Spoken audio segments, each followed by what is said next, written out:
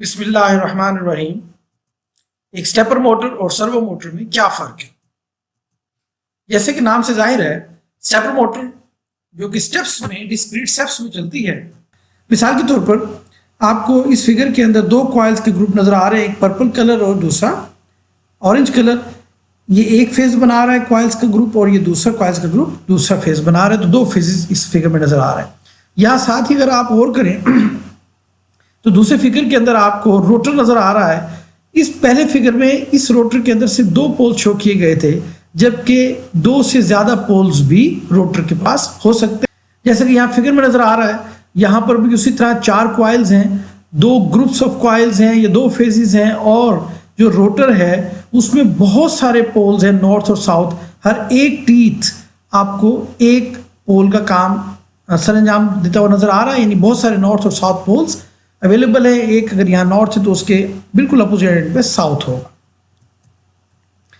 इस फिगर में दोबारा आपको अंदर का स्ट्रक्चर दिखाया गया है। आप देख रहे हैं कि यहाँ चार तारें, ज़्यादातर हमेशा दो फेज के अंदर चार तारें होंगी, क्योंकि जो भी आपके पास फेज होगा उसमें एक तरफ से सप्लाई दी जाएगी, करंट दिया जाएगा और दूसरी तरफ से करंट आउट होगा। तो हमेशा दो तारें या दो टर्मिनल्स एक ग्रुप या एक फेज को चाहिए होते हैं। अगर दो फेज होंगे तो 4 वायर्स होगा।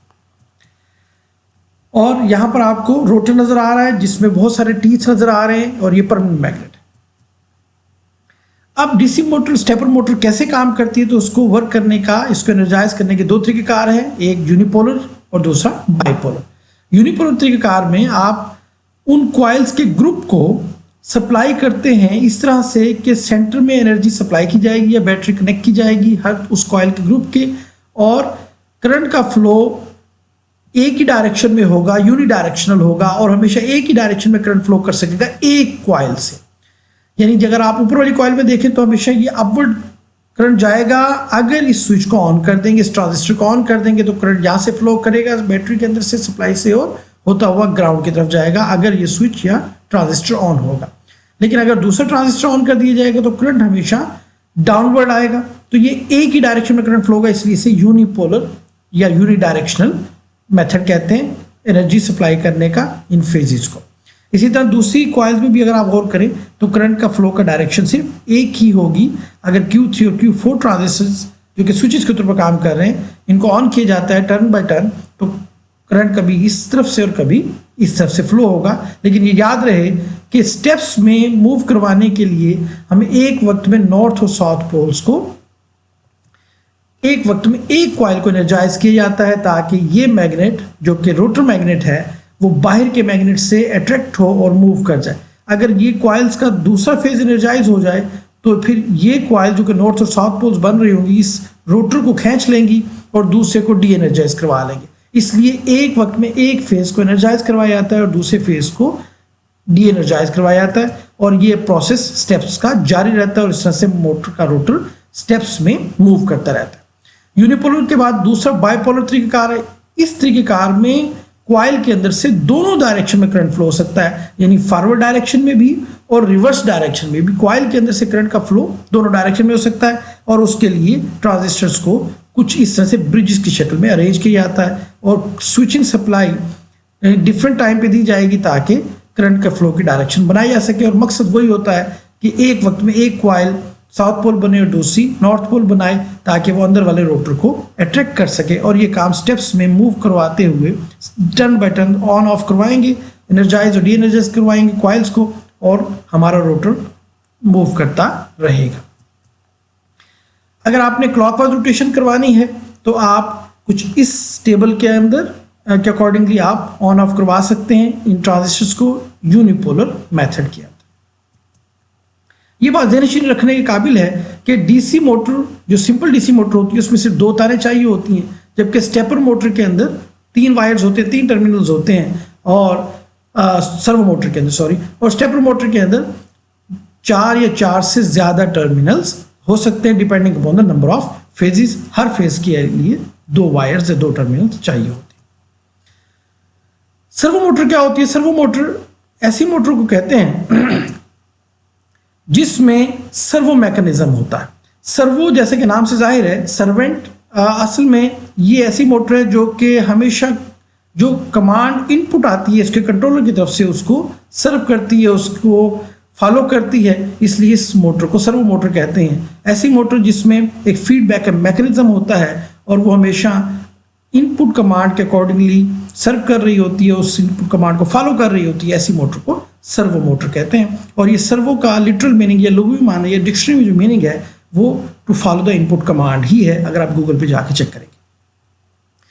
ये बात याद रखने वाली है कि डीसी जो हमारी सर्वो मोटर उसमें 3 टर्मिनल से, जैसे कि हमने थोड़ी देर पहले डिस्कस किया, अगर आप गौर करें अगर ये सर्वो मोटर है तो इसमें 2 टर्मिनल्स तो जैसे एक इनपुट और एक आउटपुट, ये 2 तारें पावर सप्लाई वाली होंगी, लेकिन एक तार सेंसर की होगी जो कि सेंसर इनपुट ले रहा होगा और आउटपुट दे रहा होगा कि कितनी स्पीड है इस वक्त जो उस मोटर की, जो चलने वाली मोटर है। तो जो फीडबैक आ रहा होगा वो आपको स्पीड ऑफ द मोटर होगी जो कि सेंसर या एनकोडर आपको प्रोवाइड कर रहा होगा। अगर स्पीड बढ़ रही होगी तो वो आपकी इनपुट कमांड के साथ मैच करवाई जाएगी, अगर डिफरेंस ज़्यादा है तो एम्पलीफायर या कंट्रोलर उसको अकॉर्डिंगली सिग्नल देगा और उसकी स्पीड को कम करेगा, स्पीड कम है तो उसको बढ़ाएगा। फीडबैक मैकेनिज्म की मदद से हम स्पीड को कंट्रोल कर रहे होते हैं। कंपैरिजन, अब हम बात करेंगे कि सर्वो मोटर और स्टेपर मोटर का क्या कंपैरिजन है, दोनों में क्या फ़र्क है। स्टेबिलिटी के लिहाज से बात की जाए तो स्टेपर मोटर्स ज़्यादा स्टेबल होती हैं as compare to servo motors, क्योंकि यहाँ पर स्टेपर मोटर के अंदर हम जब तक इनपुट सिग्नल स्टेपिंग सिग्नल नहीं देंगे, मोटर के अंदर मूवमेंट या स्टेप्स फर्दर परफॉर्म नहीं होंगे, मोटर स्टेप्स में मूव नहीं करेगी और अपनी जगह पे स्टैंड स्टिल रहेगी, तो ये ज़्यादा स्टेबलाइज है। जबकि सर्वो मोटर में मुसलसल फीडबैक आ रहा होता है और उसकी बेस पे वो अपना स्पीड को वेरी करवा रही होती है, लिहाजा स्टेपर मोटर ज़्यादा स्टेबल होती है। इसी तरह टॉर्क की बात की जाए तो टार्क दोनों का स्टेपर मोटर और सर्वो मोटर का तकरीबन सेम होता है, अगर साइज सेम हो।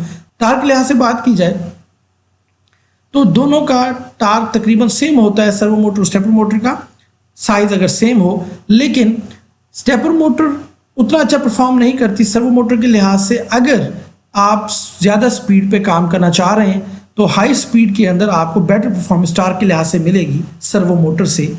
इसी तरह size of stepper Motors usually, अगर आपने टार्क और उसकी परफॉर्मेंस एक ही तरह का काम लेना हो तो साइज ऑफ स्टेपर मोटर और सर्वो मोटर्स तकरीबन सिमिलर होता है, एक ही तरह के लोड को ड्राइव करने के लिए कोई खास फर्क नहीं होता। लेकिन एक बात याद रखने वाली है कि सर्वो मोटर्स हाई स्पीड के अंदर काम करती हैं। जब आपको ऐसी एप्लीकेशन में काम परफॉर्म करवाना हो जहाँ बहुत ज़्यादा स्पीड चाहिए तो वहाँ सर्वो मोटर ज़्यादा बेहतर रहेगी स्टेपर मोटर की निस्बत, क्योंकि स्टेपर मोटर 4000 आरपीएम 5000 आरपीएम तक तो परफॉर्म करती हैं, लेकिन इससे ज़्यादा हाई स्पीड से परफॉर्म यानी बहुत बेहतर परफॉर्मेंस नहीं होती, क्योंकि यहाँ पर स्टेपिंग सिग्नल देना पड़ेगा और high frequency signal switching transistor से उतनी अच्छी परफॉर्म नहीं होगी। इसके मुकाबले में जिस वोल्टेज वेरिएशन से आप सर्वो मोटर की स्पीड को बहुत ज़्यादा इंक्रीज कर सकते हैं, तो हाई स्पीड एप्लीकेशंस के अंदर हमेशा सर्वो मोटर बेहतर परफॉर्म करती है।